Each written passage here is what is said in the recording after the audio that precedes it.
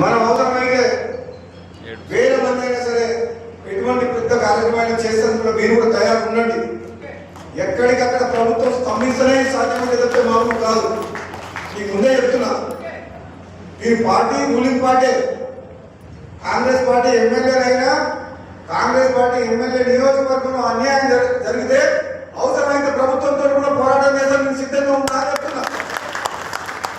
మీరు ఏదో లాంచి పడి ముఖ్యమంత్రి దగ్గర పోయో నాకు ఏదో పదవి ఇస్తే నేను సపోర్ట్ చేయకుండా కూర్చుంటా, మా రైతులకు అన్యాయం అయితే నీ పదవి వద్దు, నాకేమొద్దు, నీ పైసలు వద్దు, పదవి వద్దు, నాకు రైతులు ముఖ్యం, మా ప్రాంత ప్రజలు ముఖ్యం అనే స్వభావం గల మనిషి కాబట్టి చెప్తున్నాను. ఎటువంటి అనుమానం అవసరం లేదు, ధైర్యంగా ఉండండి. మీకు న్యాయం జరిగే వరకు మీ వెంట నేనుంటా. మీరు ధైర్యంగా ఎవ్వరు కూడా ఏడవసరం లేదు మీకు. ఎందుకంటే మీకు ఒక ఎమ్మెల్యే ఉండు. నేను ఆనాడు చెప్పిన 2018 మళ్ళీ ఇప్పుడు చెప్తున్నా, మీరు ఎమ్మెల్యేగా వచ్చింది మీ ఇంట్లో ఒక కుటుంబ సభ్యునిగా వచ్చింది తప్పితే నేను ఒక పదవి కోసం రాలేదు.